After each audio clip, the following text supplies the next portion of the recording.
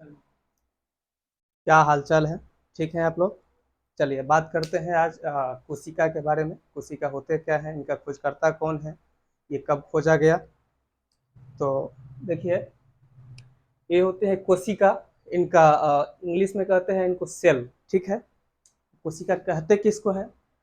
तो सभी जीवधारियों का शरीर या तो एक कोशिकीय जैसे जीवाणु, प्रोटोजोआ, या बहुकोशिकीय जैसे पादप एवं जंतु होता है। इन इकाइयों को कोशिका कहा जाता है। चलिए, पहला इनका आता है कि नाम इनका क्या है।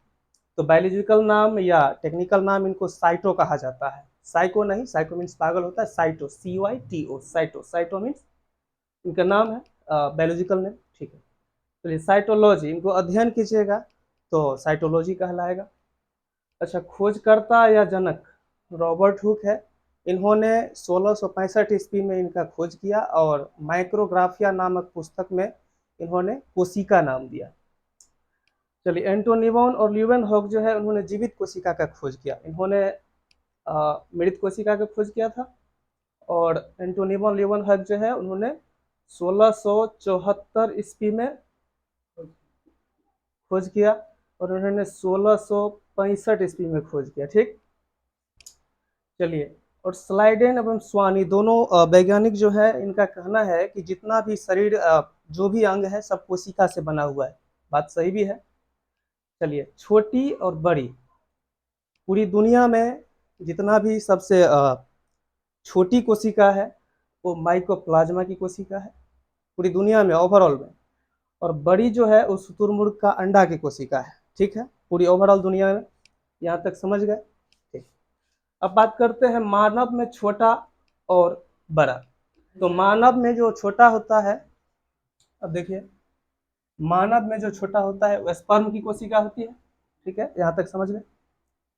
अच्छा, मानव में बड़ा यानी मानव में जो बड़ा होता है वो फीमेल के अंडाणु यानी ओवम का जो होता है, अंडाणु का कोशिका जो होता है वो सबसे बड़ा कोशिका होता है। ठीक है। चलिए, मानव में सबसे लंबी कोशिका होती है, मानव में सबसे लंबी कोशिका होती है न्यूरॉन यानी ब्रेन की कोशिका। ठीक है।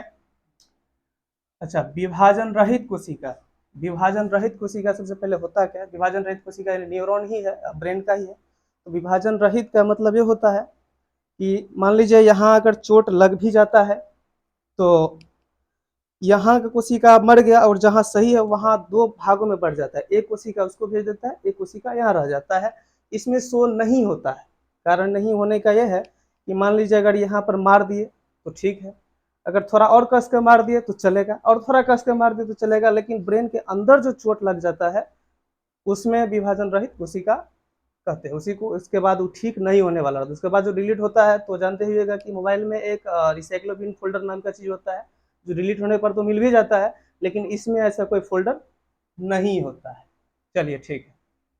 अच्छा, तेज विभाजन जो होता है वो लीवर का होता है। इसका तेज विभाजन का मतलब होता है कि लीवर अगर कट फुट भी जाता है तो ऑटोमेटिक अपने से आप सही भी हो जाता है। इस पर एक क्वेश्चन भी आता है कि कौन सा ऐसा कोशिका है जो क्षतिपूर्ति होने पर, क्षतिग्रस्त होने पर खुद क्षतिपूर्ति कर लेता है? तो लीवर ही होता है। ठीक है। चलिए, मान लीजिए इसी तरह समझा देते हैं इसको। बात करते हैं, जैसे मान लीजिए बहुत सारे ईंट को मिला करके एक दीवार बनता है, और दो चार दीवार मिला के एक कमरा बन जाता है, चार दीवार मिला के एक कमरा हो जाता है। और उसी कमरा को अगर सिस्टमिक ढंग से हम सजा देते हैं तो घर बन जाता है, अच्छा सा घर बन जाता है। उसी तरह मान लीजिए कोशिका है, तो हर चीज में, पूरा शरीर में कोशिका से ही बना हुआ है। तो बहुत सारा कोशिका बना के उत्तक यानी टिश्यूज, TISUGE, टिश्यूज बनता है। ठीक है। और टिश्यूज, उत्तक, पूरा बहुत सारा उत्तक मिला के एक अंग बनता है। जैसे अंग का मतलब हुआ नाक, हाथ, पैर, सब पूरा सजा देंगे उसको, तो इस अंग को तो वो शरीर का निर्माण कर लेगा। इसी तरह से ये सेल का था। चलिए इसको तब तक कॉपी कीजिए।